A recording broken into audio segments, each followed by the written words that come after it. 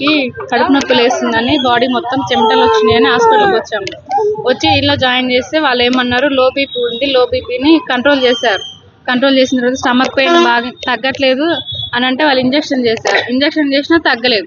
మళ్ళీ రెండోసారి ఇంజక్షన్ చేశారు, అయినా తగ్గలేదు కానీ బీపీ నార్మల్కి వచ్చింది. నార్మల్కి వచ్చిన తర్వాత ఏమన్నారంటే, మేము ఈ స్టమక్ పెయిన్కి ఇచ్చే డోస్ కంటే ఎక్కువ డోస్ ఇచ్చాము, తగ్గట్లేదు, మేము స్కానింగ్లు రాస్తాము, కనెక్ట్కి వెళ్ళి స్కానింగ్లు తీసుకొని రండి. వాళ్ళు 10 o'clock ఓపెన్ చేస్తారు. అప్పుడు తీసుకొని వచ్చిన తర్వాత మేము ఫర్దర్గా ట్రీట్మెంట్ స్టార్ట్ చేస్తామని చెప్పారు వాళ్ళు. అయినా ఆయనకి స్టమక్ పెయిన్ తగ్గట్లేదు కానీ బీపీ నార్మల్కి వచ్చింది.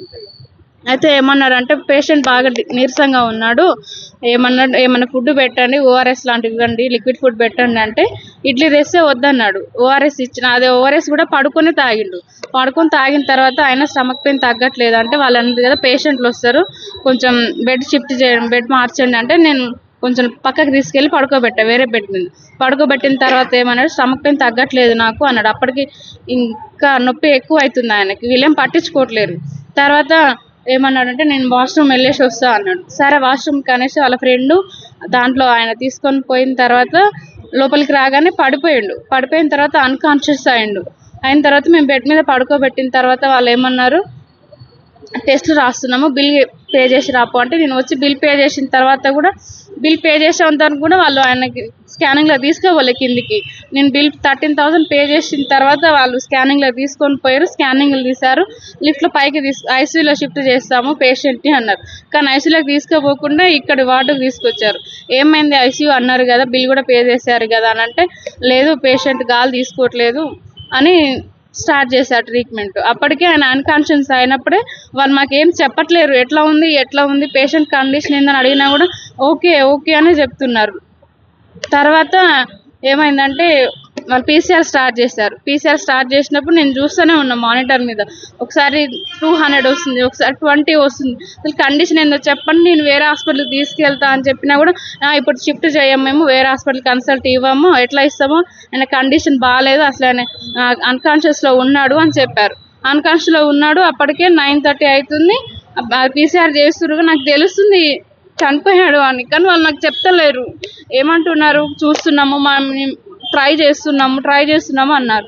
10:30కి అట్లా ఒక డాక్టర్ వచ్చి పక్కన రూమ్లో కూర్చోబెట్టి, ఇంతకుముందుకు ఏమన్నా ఉన్నాయా అది ఇది అని అడిగాడు. ఏం లేవు, తనకి స్టమక్ పెయిన్ అనేది తీసుకొచ్చానంటే, లేదమ్మా ఆయనకి హార్ట్ స్ట్రోక్ వచ్చింది అని చెప్పాడు. హార్ట్ స్ట్రోక్ వస్తే హార్ట్ కంట్రోల్లో ఉండాలి కదా అని అంటే, లేదు వచ్చింది పోయింది, ఫిట్స్ కూడా వచ్చింది అన్నాడు. ఫిట్స్ లేదు, ఎప్పుడో 5 years బ్యాక్ వచ్చింది పోయింది, ఇప్పుడు లేదని చెప్పిన, నేను ఇప్పుడు రాదని చెప్తే లేదు అనేసి అన్నారు.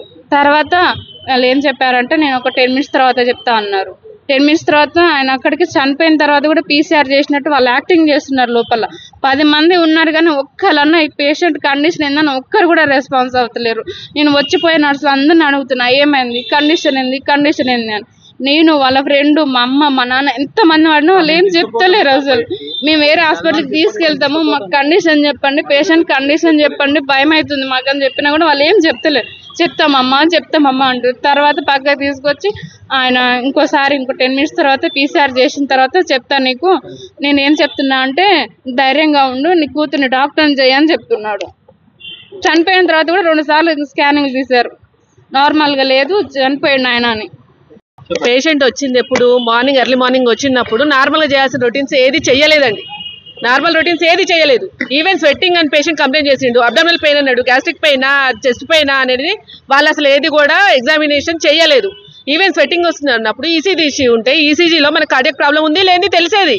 ఈవెన్ జనరల్గా ఉన్న రొటీన్స్ అయినా చేయాల్సింది కదా, బ్లడ్ టెస్ట్ అయినా పంపించాలి. ఇంత పెద్ద మల్టీ స్పెషాలిటీ అన్నప్పుడు అందరు ఉండాలి, కార్డియాలజిస్ట్ ఉండాలి, ఎవరైనా కానీ. మల్టీ స్పెషాలిటీ అన్నప్పుడు పీడియాట్రిషియన్ ఉంటారు, అందరు ఉంటారు, కానీ ఎవరు లేకుండా ఈవెన్ కార్డియాలజిస్ట్కి కూడా వెళ్ళకుండా, ఈసీజీ కూడా తీయకుండా మినిమం ఇవ్వాల్సిన ట్రీట్మెంట్ కూడా జరగలేదండి. అసలు పేషెంట్ సైడ్ వెళ్ళలేదు. డాక్టర్ ఏమంటున్నాడు, ఆయన నేను చూశానని చెప్తున్నాడు, కానీ సీసీ కెమెరాలు అవన్నీ ఏమి లేవు.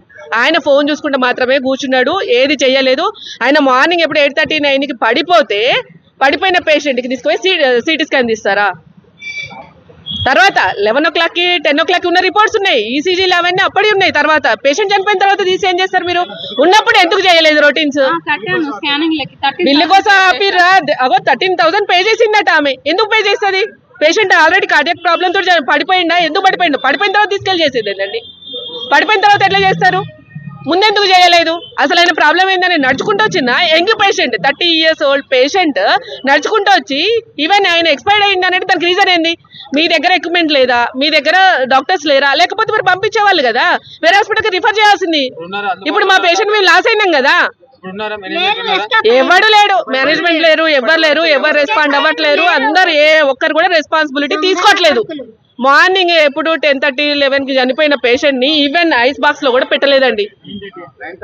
9:30కి చనిపోయిన పేషెంట్ ని ఈవెన్ డీకంపోజ్ అయిపోతుంది బాడీ అయినా కూడా ఈవెన్ ఒక ఐస్ బాక్స్ లో పెట్టాలని మినిమం లేదండి హాస్పిటల్లో. ఏం హాస్పిటల్ ఇది? మల్టీ స్పెషాలిటీ హాస్పిటల్ అంటున్నారు. ఎవరు స్పెషలైజేషన్ లో ఉన్న డాక్టర్స్ ఎవరు లేరు. ఆ డెత్ సర్టిఫికేట్ అని రాశారు. అది ఎందుకు రాశారు? అది ఎవరు రాశారు? ఆయన ఎవరో రంజిత్ కుమారా సంథింగ్ రవికుమార్, ఆయన అసలు చూడలే లేదంట. ఆయన ఎట్లా డెత్ సర్టిఫికేట్ ఎట్లా ఇస్తాడు? అది ఎట్లా కరెక్ట్ అవుతుంది? ఇవన్నీ మాకు వచ్చి మేనేజ్మెంట్ మాకైతే ఏదన్నా ఒక కన్క్లూజన్ చెప్పాలి. ఏ రెస్పాన్సిబిలిటీ తీసుకున్నప్పుడు మేము బాడీని ఎట్లా తీసుకెళ్ళాలి? మేము బాడీని తీసుకెళ్ళాము. ఇప్పుడు మాకు ఎవరో ఒకరు వచ్చి మాకు ఆన్సర్ చేయాలి.